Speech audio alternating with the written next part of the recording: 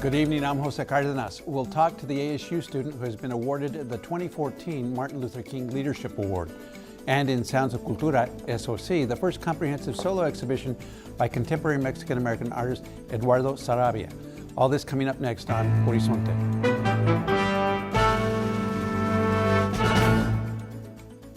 Funding for Horizonte is made possible by contributions by the Friends of Eight, members of your Arizona PBS station. Thank you for joining us. The Martin Luther King Jr. Leadership Award is a scholarship award given to a high-achieving student who is actively involved in service within their community. The recipient of the 2014 MLK Student Junior Leadership Award is a doctoral student in the School of Criminology and Criminal Justice at Arizona State University. Joining me now is recipient Gabriel Cesar. Gabriel, first of all, congratulations. Thank you very much. Welcome to Horizonte. I want to talk about the work that got you the award, but first describe the process. Sure. First of all, I would say that the people at the Gamage Foundation and the MLK Committee specifically have been super gracious, very generous. And as a student, the process of getting the award first was I was referred for the award by my director, Scott Decker. He's the director of the Criminal Justice School at ASU, and I was selected from a large group as a finalist for the award. And so I came out to Tempe and interviewed. I'm not sure how many interviews they did, but that process in and of itself was so educational, so enriching. Again, they were very gracious, but you ultimately are there with 15 people each one asks you a question. And the questions they refer to your work, how it affects people, how it's affected me. And it was really kind of the first time I'd really thought about some of those questions and really had to formulate an answer for it. The work that I do has always been fun, and it's just something that I do to help people and to have fun. And so to do the interview and talk about the relevance of it and talk about how important it is to me out loud to other people in itself was a great growth process. But again, the interview process, actually facing a panel of people, was a professionalizing experience for me. I'm sure it was, and again, congratulations. Let's talk about the work that you did do that was the basis for giving you the award, and the principal focus was Free Arts of Arizona, correct? Sure. The whole background of this award for me has come from my roots with Free Arts of Arizona. It's a great organization, and they do a wide scope of things with kids. And so starting with how I got hooked into Free Arts was the weekly mentor program. And what they do is link volunteers, usually in groups of 2, with specific shelters or group homes in the valley and around the valley. And it gives the volunteers an opportunity to really focus on one place, one group of kids. There's turnover, but it's essentially one group of kids, and you can really connect on a meaningful level. And we've got some pictures we're going to put up on the screen as you're talking of some of the kids you've worked with. Sure. And so again, you get to build a relationship with the staff. And this looks like one example of what you're talking about. That's actually Mat Camp, and that's a program that they put on in the summer for 1 week. Kids come out to a school. This year it was Desiderata, and the kids can do a range of projects, move around the school in groups, and they get a chance to do a lot of different art projects and express themselves in a lot of different ways. And again, it's a lot of the point here is to get kids to express themselves, but more than that, to build a relationship with the kids, either as a one-on-one mentor or as a group. And in the case of Mat Camp, that's a 1-week program, and so it gives you a chance to really develop. And part of what you're doing is also exposing some of these kids to ASU, as indicated in this picture. Sure. Now, these are kids that I met through my one-on-one mentorship, the weekly mentorship program. And like I said, you can really develop an ongoing relationship with these guys and kids. And these are kids that are reaching the age, they were at the time of the picture, they were reaching the age where they would age out. In other words, turn 18 and be out of the system. And that's a unique kind of position for a kid to be in, having grown up in CPS and then now aging out. You become an adult, and in a lot of ways, you're kind of cut loose. And so one of the things that I really try to focus on is working with kids as they approach that aging out age, 18, to figure out what they're going to do next. The kids really focus on being in CPS. They really focus on what their life is in CPS. And there's not a lot of thought process put into what comes after. You know, you're going to turn 18 and you're going to get out, and what are you going to do then? Are you prepared to move on to college? Do you have job plans? And so one of the things I really like to do personally is expose those kids to Arizona State. There's a lot of great professors that I work with. There's a lot of great, all the administrators and the kids I work with have met all those people. Now, in your bio, you talk about the significance of role models in two respects. One of them was that initially was the focus of your research, what impact role models had on kids in these circumstances, and the results were a little surprising for you. Yeah, it's looking at kids specifically as they age out. I wanted to know, having worked with 14, 15-year-old kids of all ages really, with Free Arts, the kids that are in CPS, they talk a lot about, like, they do think about getting out, but it's, I wish I was back home, I wish I was with my friends, wish I was back in my neighborhood. And when I started to look at doing research on kids who had stayed in past 18, they call it a voluntary, you can sign a voluntary agreement to stay in CPS care and do things like complete your diploma. And so I was really interested in why those kids had decided to stay when, most of the kids I talked to, I couldn't wait to get out of CPS. And these kids had turned 18, there were 5 of them, and decided to stay in care. And so I want to talk to them, and I looked at that like, what about the programs you've been in made you stay? What made you change your mind, in other words? And really what I found, it didn't have anything to do with mentorship, it was really focused on resources. The kids didn't have anywhere else to go.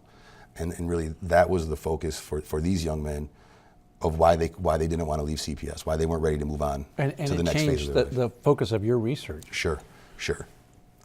Because you wonder what are you trying to do when you're working with the kids? CPS does a great job of, generally speaking, of getting kids in unstable environments and trying to stabilize that environment. And once they're in CPS care in a group home, say, or foster care, they've got a relatively stable environment. Free Arts works to enhance that effect and give kids a chance to express themselves. And you see more and more research about epigenetics and about neuroplasticity of the brain. Again, as a PhD student, that's the research that's coming out. And that idea is that our brains continue to grow. And with epigenetics, it's not necessarily what genes you have biologically. It starts to become what kind of environment do you have? And do you have a stable, predictable environment? And are you able to be supported and have new experiences? These things influence how our genes are expressed and how our brain chemistry works. And I wanted to understand how new experiences in stable environments can help a kid's trajectory change. Now let's talk a little bit about the influences on you, your environment. You grew up in Detroit. Sure. I was raised in Inkster, which is actually a suburb of Detroit.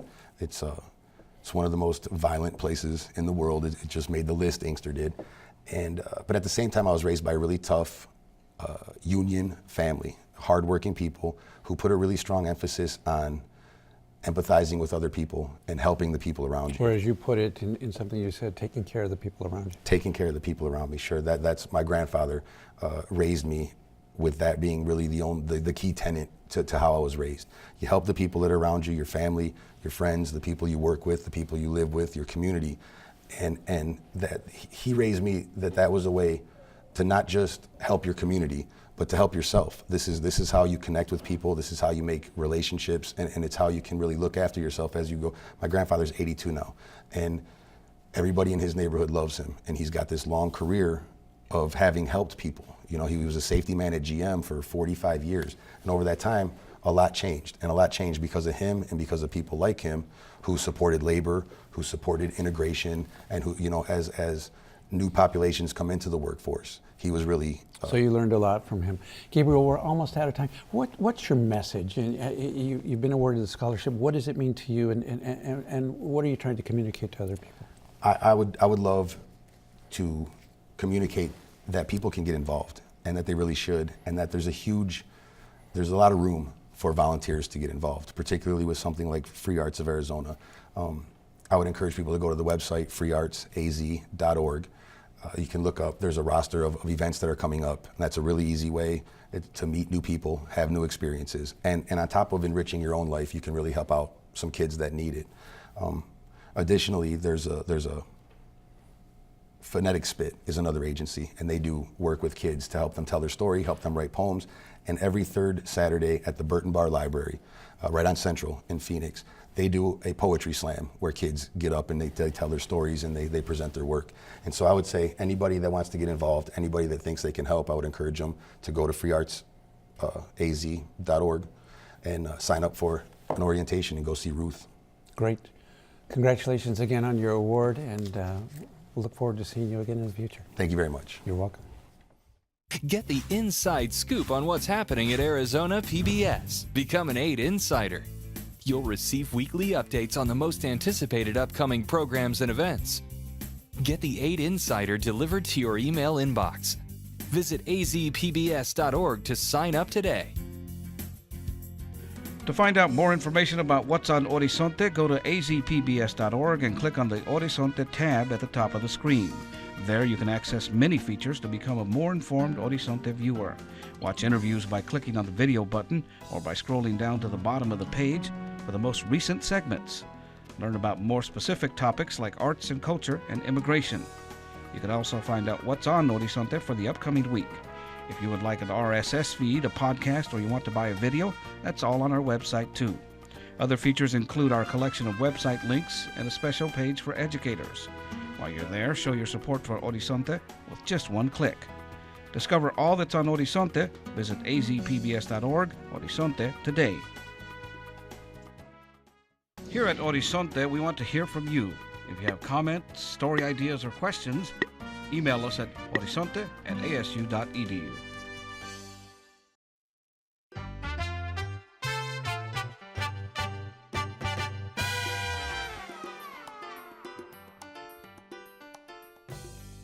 In Sounds of Cultura SOC, the first comprehensive solo exhibition of works by contemporary Mexican-American artist Eduardo Saravia opens this weekend at the ASU Art Museum. The exhibition was curated by Julio Cesar Morales and will feature more than 40 works of art from both new and previous bodies of Saravia's work in a variety of media. Joining me tonight is Arizona State University Art Museum curator Julio Cesar Morales. Also here is artist Eduardo Saravia. Gentlemen, thank you for joining us on Horizonte. Julio, I want to start with the exhibition, then we want to get some detail both about that and about your background, Eduardo. We've got some images we want to put up on the screen.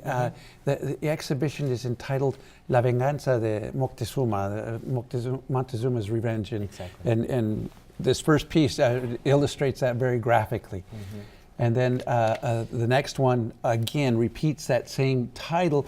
This one starts to get into what's kind of the theme about what Montezuma's Revenge really is about these days. Right, and I think one of the interests of myself as a curator is the work of Eduardo as an artist, and I really was fascinated in the way he mixes mythology with history and contemporary history now. And so I think the idea of Moctezuma's Revenge that we all know in the United States is very different from the idea that Eduardo had for the exhibition.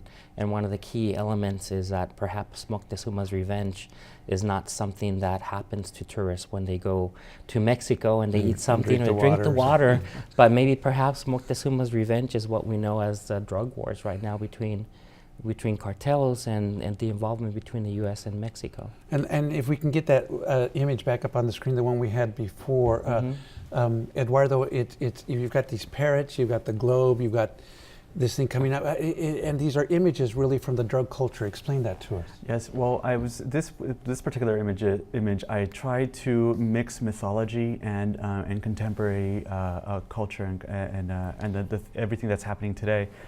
And they're quetzales, and quetzal is it's a mythical kind of a bird in the Aztec culture, and it's a bird that's found in the south of Mexico, and it's what Moctezuma's headdress is made out of, and and there's a lot of myths in Mexico kind of around the quetzal, and this image is the world in flames, and Moctezuma's Revenge kind of like poured all over the world. And we've got some other images we want to put on the screen now. One of the things that took you to Mexico, you were born in LA, and I want to talk about your background a little bit, but you went to Mexico in part to do ceramic work, and this is one of the pieces in the exhibition. Explain this one to us. Yes, I like using typical ceramic vases, and what I liked decorating them with contemporary motifs and using traditional elements of Mexico. This is a typical Talavera vase.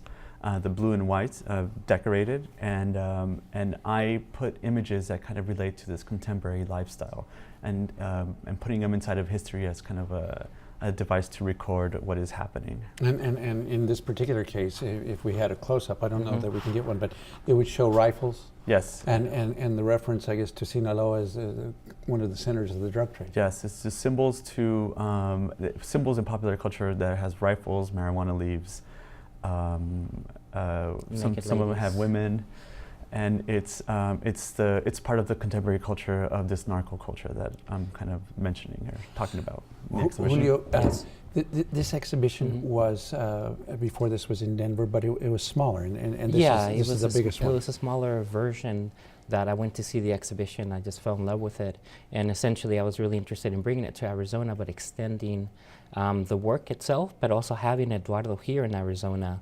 And he came by for, he was here in residence for a year, and he came for a couple of trips, and he was really influenced by Arizona, the landscape of Arizona, the politics of Arizona, the U.S. and Mexico border. And I think one of the important things about the vases is that right now we're seeing a lot of young men who are joining drug cartels in Mexico, and upon doing a lot of research, we learned that and this is the close-up I was looking for here. Yeah. So this to me really symbolizes how people are viewing this subculture, and a lot of people are opting to live their full life in 2 years as opposed to live a lifetime of poverty.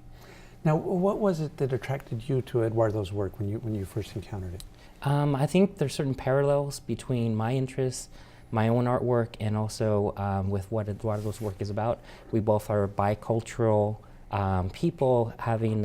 You're from Tijuana. I'm from Tijuana. Yeah. He's from LA, but he has family in Mazatlan. I have family in Tijuana, Mazatlan, and so on. So a lot of the works really touch about immigrant experience, but also what is really going on in Mexico and in the United States. And so Eduardo has a unique perspective in being Mexican American and living right now in Guadalajara.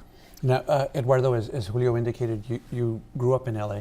Yes. And an interesting background in terms of how you got interested in art and the steps that occurred in your development as an artist. Yes, I grew up in Boyle Heights in the housing projects, and it was, and I had a lot of teachers of mine who were interested in who saw some kind of creativity or saw some kind of drawing ability in me, and pushed me to pursue after school kind of art classes and weekend art classes. And that was a creativity that expressed itself in many ways. We talked a little bit off camera about you being a chess champion in Los Angeles. Yes, I also, one of my teachers taught me how to play chess, and I was a LAUSD chess champion for a couple of years. And your interest in art took you to, of all places, the Soviet Union, when it was still the Soviet Union. Yes, when I was 13, I won a grant, and that took me. My parents sent me to the Soviet Union. I was in Leningrad for 3 months, and we worked on a mural with kids from the Soviet Union, and it was a project that kind of developed through just from kids, like from art school. Like, it was just something that they really kind of pushed me to do. Your first exhibition focused on your life growing up in Los Angeles. Yes. What kinds of images? I think it was the images I was used to seeing. I was the murals on the streets, kind of graffiti. A little bit had to do with gangs. I grew up, a lot of my friends were in gangs, so it had to do with more of this romanticism and kind of what I understood from having friends and growing up in this kind of environment. Julio, what's the significance of and the importance of bringing artists such as Eduardo to Arizona? You touched on it a little bit when we were talking a moment ago, but why is it important? I think it's important for us at the museum to bring in artists from Mexico, from Asia, from all over the world, to really see and kind of explore Arizona and see some of the natural landscape, but also look into the politics and the social climate that we're experiencing right now, and kind of learning from the artists and their translation of what we're experiencing here. And essentially, ASU is a great model in which we can bring artists to fully develop projects, and maybe sometimes also incorporate different types of ways of them working and perhaps collaborating with other departments at ASU as well. Before we go too far, we should mention when the exhibit starts and Yes. how long it's going to be here. So the exhibition, we have what we call a soft opening. So essentially on Saturday, January 25th, the exhibition will be open to the public, and the actual reception will be on Valentine's Day, February 14th from 6:30 to 9:30. And it's going to be our season opening reception as well, so we'll have other exhibitions on display. And how important is it to you Yes. to have exhibitions that kind of illustrate this duality and bicultural background? I think, because artists have a unique perspective. And I think like Eduardo's work, I kind of see it as a journalistic approach to art making. And so I always try to put together exhibitions that perhaps you get information from, that perhaps instead of reading the New York Times, instead of reading the local newspaper, that you get information that the artist has done extensive research, and you get something instead of just seeing the beauty of it, that you also do get something intellectual, something that you can gather and perhaps create social change based on the images or based on the work itself. Now, Eduardo, as I understand it, your second exhibition kind of was an exploration, at least in one sense, of your Mexican roots, searching for Pancho Villa's gold. Yes, it was a project. I grew up spending the summers in Mazatlan with my grandparents, and every summer my grandfather would tell me about this treasure he was looking for. And when he passed away, my grandmother gave me all his maps and all the research he had done. So he was serious. He was serious. He was serious. He looked for the gold for 50 years in the mountains in Sinaloa. And when he passed away, I received all the information, and I thought it'd be a great to kind of like try to fulfill his dream and try to find it. But really naive at the time, I went and I just realized it was impossible to search because there was a drug war going on between Culiacan and Mazatlan. So it was hard for me to go out and freely look for this treasure. I want to talk about the drug theme that's present in this particular exhibition and some of your other work. But at a certain point in time, you decided to move to Mexico. Why? About 13 years ago, I got a phone call from this guy who owns a ceramic factory. He had seen my work in art fair in Miami, and he invited me. He thought that I could do amazing things with him in his ceramic factory, and I went out. Had you worked in ceramics before? I had not worked in ceramics before, and I went out there. He invited me, and I went out there, and I liked working with him. I liked the medium. I think for me, it was a great way to tell these stories that I was trying to tell, and use like these historic kind of examples from like Egyptian bases that kind of told these mythological stories and incorporate them in this interest that I had, this new interest with what was happening in Mexico. Now, you've spent some time in Germany as well, but you now consider Guadalajara your home? I do. I was traveling back and forth between Germany. I opened a tequila bar in Berlin. It was called Salon Alemán, and I ran it for about a year. And then it turned into an art project where I was inviting Mexican artists to Berlin to DJ, play music, bartend, make project films, performance, make objects for the bar. And it was a great project that kind of and ended up traveling a little bit, but in Berlin it was for a year. So Julio, as Yes. an art historian, I mean, this sounds a little bit like the great tradition of the Mexican artists who, Rivera and others who Yes. lived and studied in Paris and other parts of Europe. Well, actually, the funny thing is that we actually met in Istanbul, because he took his tequila bar to the Istanbul Biennial, and I was an artist in that project. And that's how I met Eduardo, and then I ended up playing music, and he loved the music, and we stayed in touch, and we ended up, in touch, and then we ended up being part of a sort of seminal exhibition called Phantom Sightings, Art of the Chicano Movement, that opened at the Los Angeles County Art Museum. It actually traveled here to the Phoenix Art Museum in 2007 or 2008. And that's how we began a dialogue about, we need to work one day together, and I think we saw the opportunity when I saw his work in Denver, and I felt this was a great opportunity to work with him, and he was very open to being influenced by Arizona. And one of the projects that you'll see is his first video project in the exhibition that is influenced by the Yaqui dances, ceremonial dances of the deer. and he did a portrait of that. We're almost out of experience. time. We have Sure. one more image left. See if we can get it up on the screen quickly. It's the famous volcano outside of Mexico City. What does this represent to you? Yes, while I was doing the research and trying to mix these mythologies of Moctezuma's revenge and past mythologies to current, I got really fascinated with the 2012 Mayan kind of prophecies, and I was going a lot to Merida, speaking to Mayan shamans, and they don't believe in the destruction of the world. They believe in But that's an what era. this is kind Yeah, of this is intended kind of to do. intended. Well, It's, I'm sorry, but we're out of time. But people will be able to go and see the exhibition and get Yes. more Yes. information. Thank you Yes. both so much for joining Yes. us Thank you so on much, Jose. Horizonte to talk about it. And that is our show for tonight from all of us here at 8 and Horizonte. I'm Jose Cardenas. Have a good night.